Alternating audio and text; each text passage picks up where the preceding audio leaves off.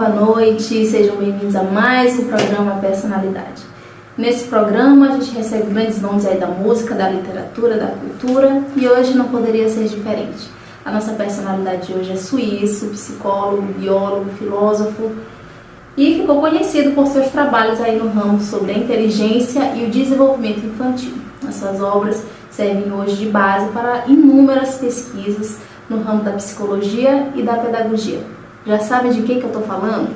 Eu quero que vocês recebam com muito carinho, com uma salva de palmas, Jean Piaget.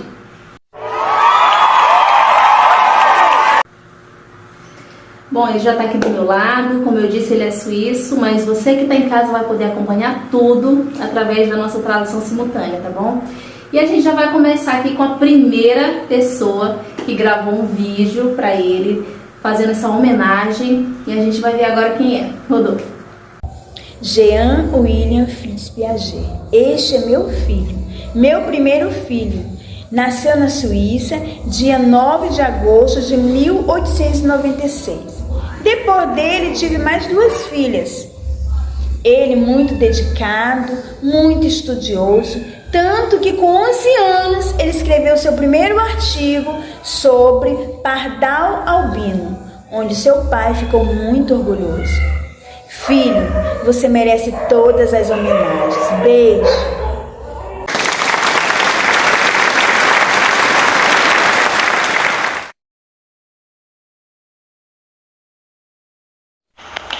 Minha mãe é uma mulher muito inteligente, enérgica, fundamentalmente uma pessoa muito boa. Quando eu tinha cerca de 15 anos, minha mãe, sendo uma devota protestante, insistiu para que eu recebesse uma instrução religiosa, como ela chamava, isto é, um curso de 6 semanas sobre os fundamentos da doutrina cristã. 2 coisas me chamaram a atenção na ocasião. De um lado, dificuldades de reconciliar os dogmas com a biologia, e do outro, a fragilidade das provas da existência de Deus. O que me levou a encontrar na biblioteca do meu pai a obra intitulada A Filosofia da Religião, baseada na psicologia e história de Auguste Sabatier. Foi então que uma nova paixão se apossou de mim, a filosofia. A segunda pessoa que vai falar agora é um professor de literatura e também um grande fã de seus trabalhos. Vamos ver quem é. Como professor de línguas e literatura medievais, gosto de pensar que tem alguma influência, mas claro, sem tirar todos os créditos do trabalho dele. Todo esse esforço o tornou a figura que é hoje, um biólogo, um psicólogo e um pesquisador nato de renome. Filho, tenho muito orgulho de você. Desejo sempre muito sucesso. Um forte abraço.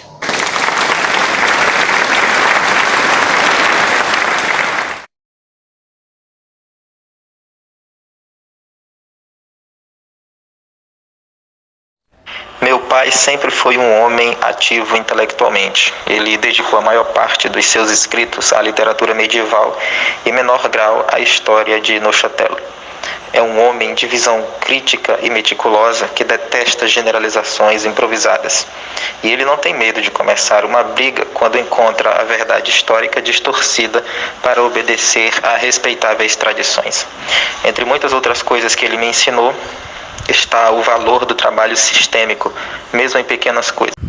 Bom, quem vai falar agora sobre você foi alguém que te ajudou, né? Que começou aí sendo uma das suas entrevistadas, ajudando na sua pesquisa e depois virou aí uma grande auxiliadora nas suas pesquisas. Vamos ver quem é? Me sinto, de certa forma, homenageada também. Ele trabalhou e defendeu seu argumento sobre a epistemologia genética, o que foi um grande avanço, e abriu portas para novos estudos sobre o assunto. Acredito que posso dizer que acompanhei, de certa forma, suas pesquisas e empenho.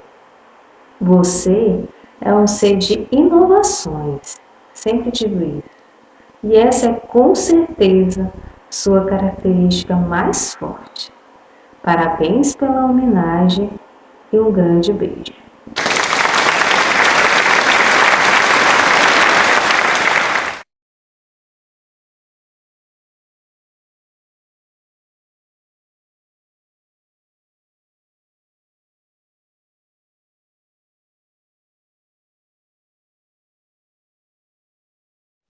Bom, o nosso convidado está aqui no Brasil não só para participar do nosso programa, né?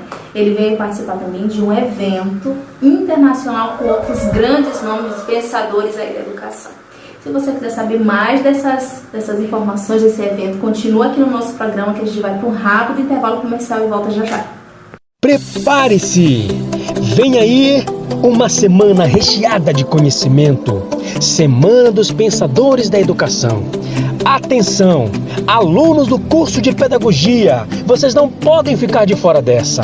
Venha descobrir sobre o universo desses pensadores da educação. Rousseau, o filósofo da liberdade com valor supremo. Comênius, considerado o pai da didática moderna. Piaget, o biólogo que colocou a aprendizagem no microscópio. John Dewey, o pensador que pôs a prática em foco. Freinet, o mestre do trabalho e bom senso. Maria Montessori, a médica que valorizou o aluno. Emília Ferreira, a estudiosa que revolucionou a educação. Paulo Freire, o mentor da educação para a consciência. Anísio Teixeira, o inventor da escola pública no Brasil. McLuhan, o teórico da comunicação, reconhecido mundialmente pelas teorias da aldeia global. É de 8 a 29 de novembro, na Faculdade Laboro. Você é o nosso convidado especial.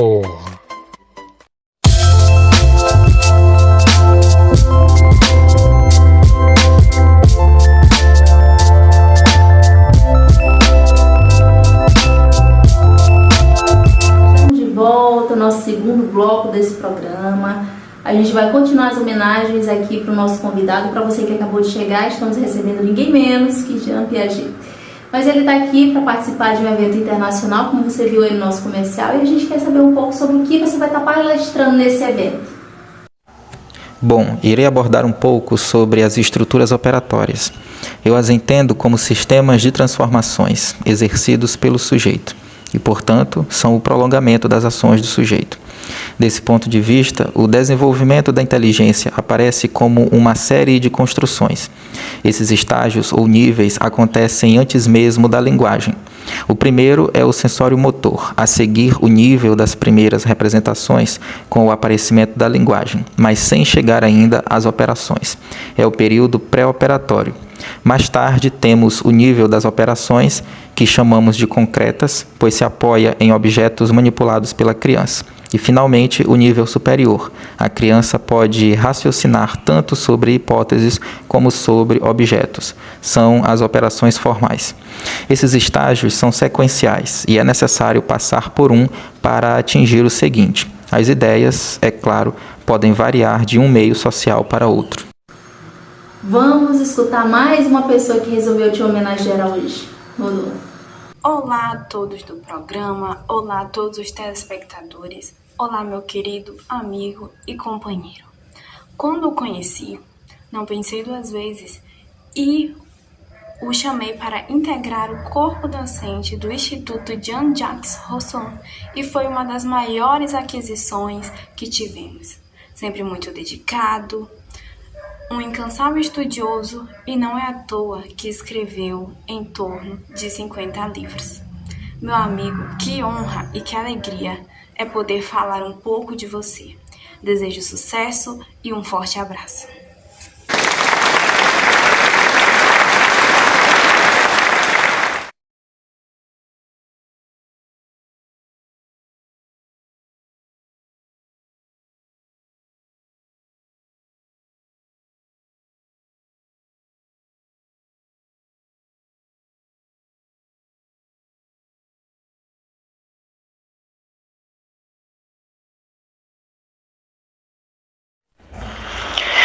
Uma vez que meus primeiros resultados científicos haviam sido alcançados, eu resolvi escrever 3 artigos e um deles eu mandei para o Claparede, que eu só tinha visto então uma vez. Ele não só aceitou meu artigo, como me fez uma proposta que mudou a minha vida. Ofereceu-me o cargo de diretor de estudos no Instituto Jean-Jacques Rousseau de Genebra. Me deu liberdade para trabalhar segundo meus desejos, então acabei criando por ele um profundo sentimento de admiração.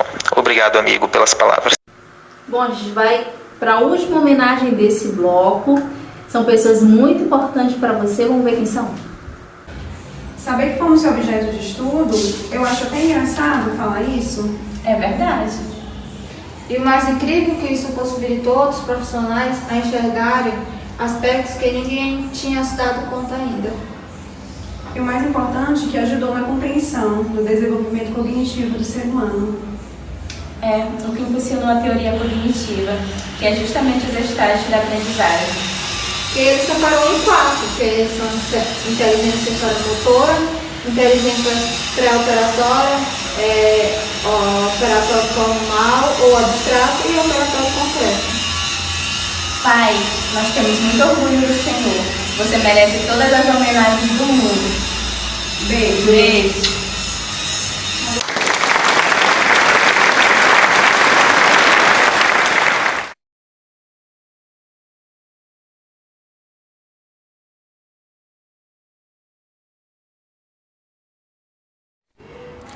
De fato, com a ajuda da minha esposa, passei um tempo considerável observando as reações dos meus filhos, além de submetê-los a várias experiências. O benefício principal que recebi desses estudos foi aprender a maneira como as operações intelectuais são preparadas pela ação sensorial motora. Observei também em meus filhos que, entre o 6º e o 10º mês, as crianças não têm noção da permanência de um objeto que desaparece de vista, entre outras informações que discutirei no evento que participarei na Faculdade Laboro. Bom, gente, como eu já falei, o nosso convidado vai estar participando de um evento internacional com grandes nomes e pensadores da educação. Se você quiser saber um pouco mais do evento, se quiser fazer alguma pergunta para o nosso convidado, a gente abriu uma caixinha aí nas nossas redes sociais, ou então entra no site da Laboro, grava o seu videozinho e a gente vai soltar no 3º bloco. A gente vai para um rápido intervalo comercial e volta já. Você que está ligado no programa Personalidades, fique atento nas dicas de leitura do grande teórico Jean Piaget. A linguagem e o pensamento da criança, 1923. O raciocínio da criança, 1924. A representação do mundo na criança, 1926. O juízo moral na criança, 1932. Ele possui grandes obras, com cerca de 50 livros publicados e mais uma quantia considerável de artigos acadêmicos. Como diz Jean Piaget, o principal objetivo da educação é criar pessoas capazes de fazer coisas novas e não simplesmente repetir o que outras gerações fizeram. Corra logo e adquira uma dessas grandes obras e amplie os seus conhecimentos.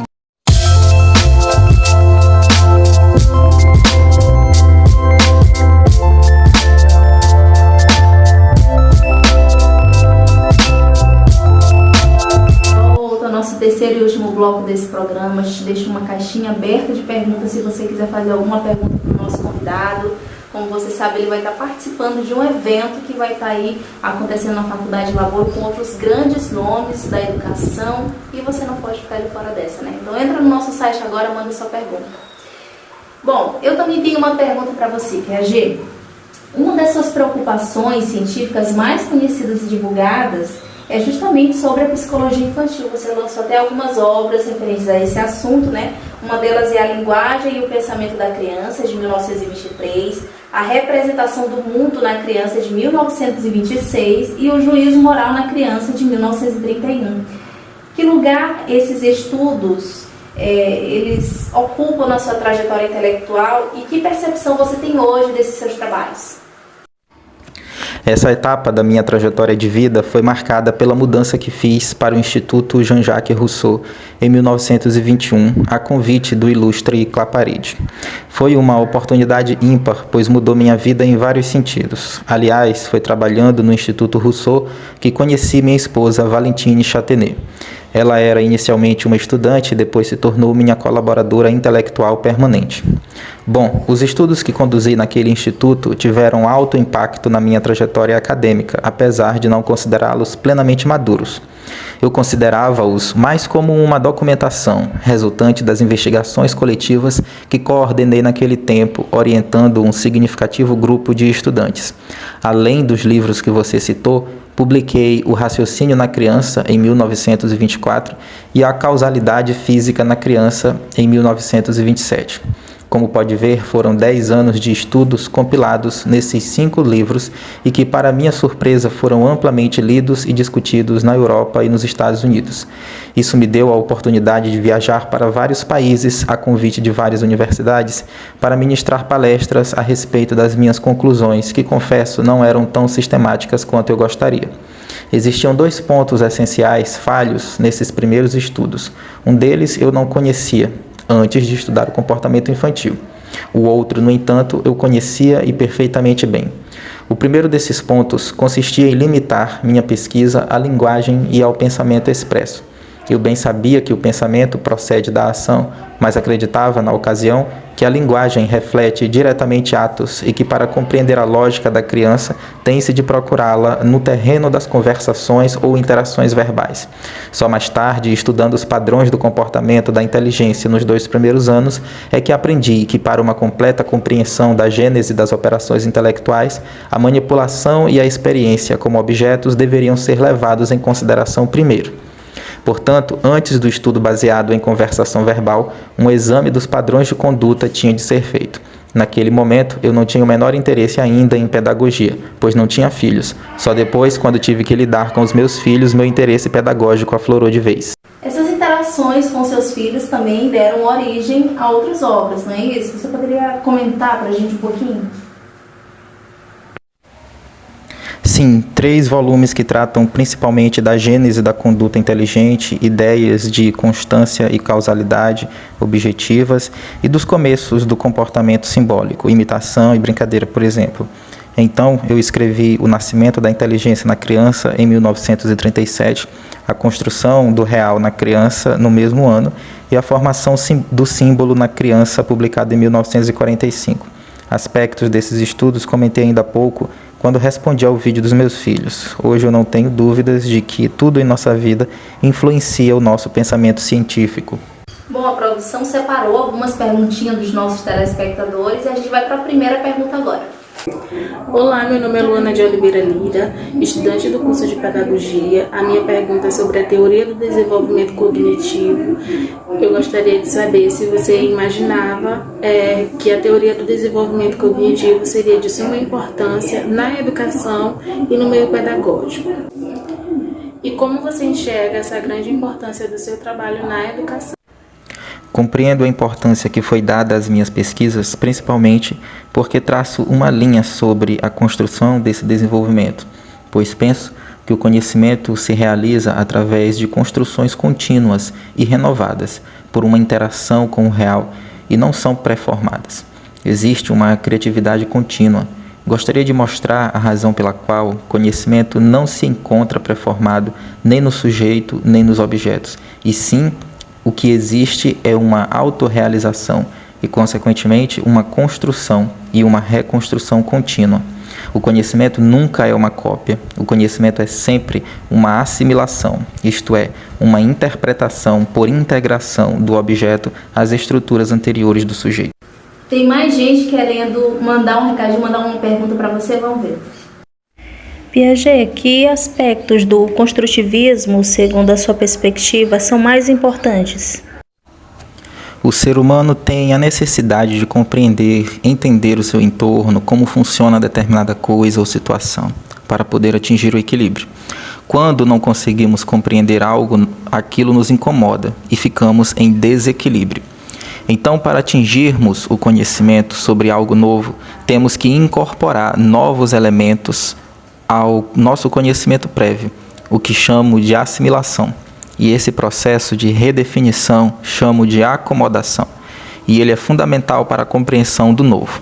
É dessa interação que surge o conhecimento, de forma construída pelo sujeito. A gente vai agora para a nossa última pergunta agora desse bloco, Rodolfo. Piaget, Seu trabalho com a psicologia infantil, mais precisamente com a epistemologia genética, lhe rendeu maior destaque. Mas o que realmente gostaria de saber é: qual é a gênese e como surgiu esse trabalho? É interessante falar sobre isso porque quando fui a Paris no outono de 1919 para trabalhar com o Dr. Simon, que me recebeu de maneira muito amigável, ele me sugeriu que eu aplicasse os testes de raciocínio de Burt nas crianças parisienses. Esses testes basicamente eram para observar e analisar o QI das crianças e de certa forma quantificar. Comecei o trabalho sem muito entusiasmo, somente para tentar alguma coisa. Mas logo minha vontade mudou. Ali estava eu, como meu próprio mestre, e com uma escola inteira à minha disposição. Eram inesperadas condições de trabalho. Desde as primeiras entrevistas, compreendi que, ainda que os testes de Burt tivessem seus méritos de diagnóstico baseados nos números de sucesso e fracassos, era muito mais interessante tentar descobrir o porquê das falhas.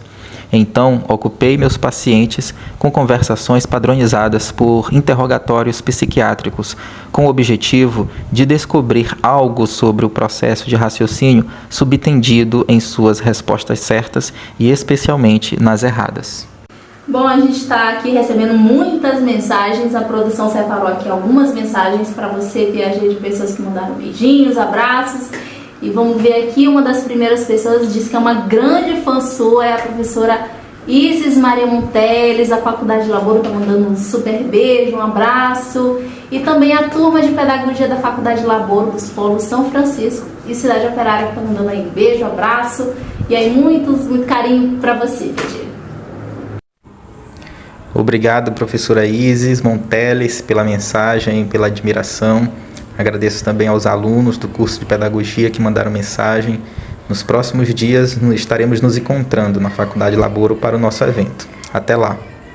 O nosso programa está chegando ao fim, mas antes eu queria que o Piaget deixasse uma mensagem especial aí para os nossos telespectadores, principalmente os nossos professores e alunos que estão nos assistindo aqui hoje. Bom, tem uma que eu gosto muito. Abre aspas. Professor não é o que ensina, mas o que desperta no aluno a vontade de aprender. Fecha. Eu gostaria de agradecer o convite, foi um imenso prazer e uma honra estar aqui. Muito obrigado a todos, um forte abraço, boa noite. Bom, Piaget, quero muito agradecer a sua presença aqui no nosso programa, a você, querido telespectador, muito obrigado pela audiência e até a próxima semana. Tchau.